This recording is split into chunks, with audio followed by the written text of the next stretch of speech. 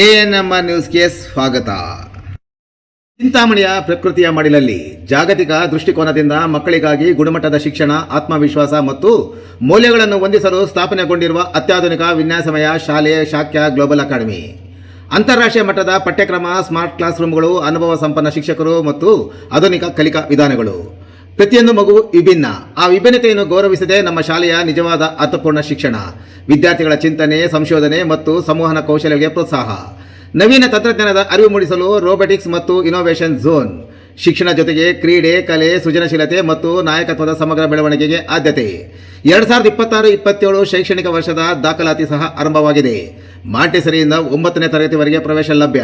ಪ್ರಿಯ ಪೋಷಕರೇ, ಈ ಅದ್ಭುತ ಅವಕಾಶವನ್ನು ಸದ್ಬಳಕೆ ಮಾಡಿಕೊಂಡು ನಿಮ್ಮ ಮಕ್ಕಳ ಉಜ್ವಲ ಭವಿಷ್ಯಕ್ಕೆ ಭದ್ರವಾದ ಅಡಿಪಾಯ ಹಾಕಿ.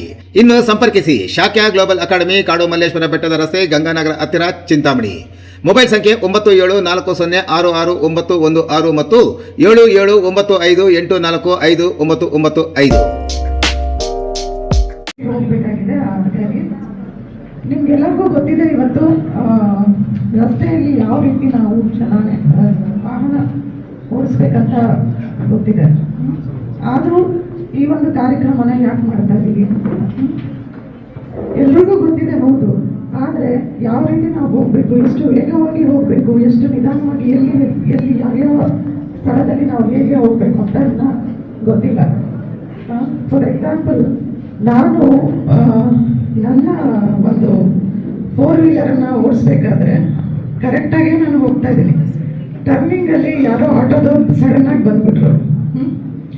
ಬಂದು ನನ್ನ ವಾಹನಕ್ಕೆ ಡಿಕ್ಕಿ ಹೊಡೆದ್ರು. ಅವ್ರು ಡಿಕ್ಕಿ ಹೊಡೆದು ನನ್ನನ್ನೇ ಬೈತಾ ಇದ್ದಾರೆ. ನನಗೆ ಅರ್ಥ ಆಗಲಿಲ್ಲ ನಾನು ಹೇಗೆ ಬಂದೆ ಅಂತ. ಇದನ್ನು ಯಾಕೆ ಹೇಳಿದೆ ಅಂದರೆ, ನಾವು ಒಂದು ಜಾಗೃತಿಯಿಂದ ಓಡಿಸಿದ್ರು ಬೇರೆಯವರು ಬರೋರು ಹಾಗೆ ಇರೋದಿಲ್ಲ.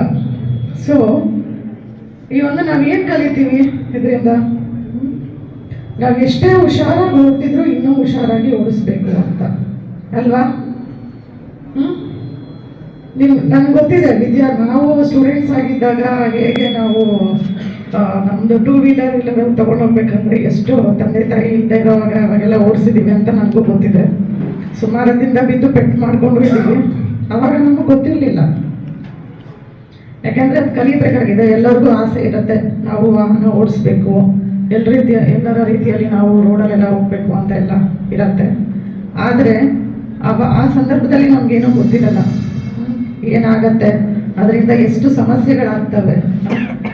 ನಾನು ನೋಡಿದ್ದೀನಿ, ವೀಲಿಂಗ್ಸ್ ಮಾಡ್ತಾರೆ, ಟಿವಿಯಲ್ಲೆಲ್ಲ ತುಂಬ ನೋಡಿದ್ದೀನಿ. ವೀಲಿಂಗ್ಸ್ ಮಾಡ್ತಾರೆ, ಗೊತ್ತಲ್ವಾ? ನೀವು ನೋಡಿದ್ದೀರ, ಸ್ಪೆಷಲಿ ಹುಡುಗರು. ನಾನು ಆ ರೀತಿ ಸೈಕಲಲ್ಲಿ ಬೇಡ, 2 ವೀಲರ್ ಬೇಡ, ಸೈಕಲಲ್ಲೇ ಮಾಡ್ತಾರೆ. ಆದರೆ ಅವ್ರಿಗೆ ಏನೋ ಜೋಶ್ ಅದು ಅಷ್ಟೇ. ಬಟ್ ಏನಾದರೂ ಬಿದ್ದು ಪೆಟ್ಟು ಮಾಡಿಕೊಂಡಾಗ ಮನೆಯಲ್ಲಿ ಇರ್ತಾರಲ್ಲ, ಅವ್ರು ಎಷ್ಟು ಕಷ್ಟಪಡ್ತಿರ್ತಾರೆ ಗೊತ್ತಾ? ಏನಾದರೂ ಕಾಲು ಫ್ರಾಕ್ಚರ್, ಕೈ ಫ್ರಾಕ್ಚರ್ ಮಾಡಿಕೊಂಡ್ರೆ. ಹೌದಾ ಹೇಳಿ? ನಾ ಏನೋ ಓಡಿಸ್ಬೇಕು, ಬೇರೆಯವ್ರು ಮಾಡ್ತಾರೆ ಅಂತ ನಾವು ಮಾಡ್ತೀವಿ ಅಲ್ವಾ? ಅದು ಬೇಡ.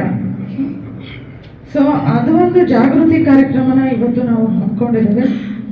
ಇದ್ರ ಉದ್ದೇಶ ಇಷ್ಟೇ, ನಿಮ್ಗೆಲ್ಲರಿಗೂ ಒಂದು ಅವೇರ್ನೆಸ್ ಕ್ರಿಯೇಟ್ ಮಾಡೋದು. ಮತ್ತೆ ಇವಾಗಿನ ಸಂದರ್ಭದಲ್ಲಿ ಇವಾಗ ಹೆಲ್ಮೆಟ್ ಹಾಕೊಳ್ಬೇಕು ಅಲ್ವಾ? ಯಾಕೆ ಹಾಕೋಬೇಕು ಹೆಲ್ಮೆಟ್? ಸೇಫ್ಟಿ. ಓಕೆ, ಯಾವ ರೀತಿ?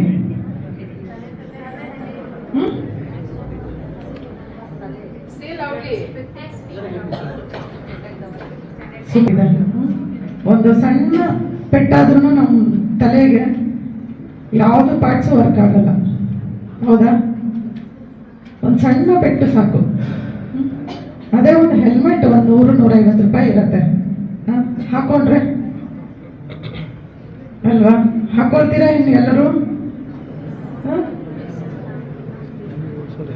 ಮತ್ತೆ ಟ್ರಿಪಲ್ ರೈಡಿಂಗ್.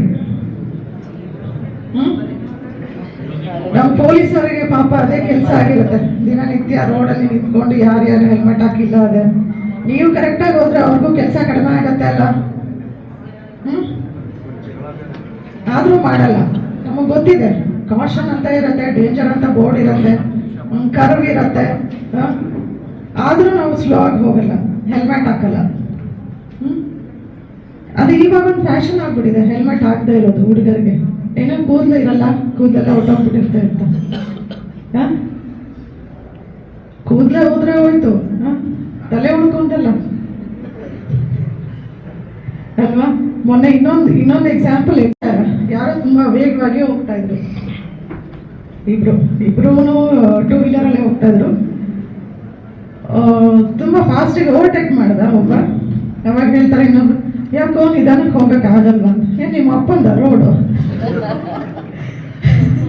ಅಂತ ನಾನು ನೋಡಿದೀನಿ, ಅದು ನಿಮ್ಮಪ್ಪಂದ ರೋಡ್ ಅಂತ. ಅವನು ನಿಮ್ಮಪ್ಪಂದ ರೋಡ್ ಇದು ಅಂತ.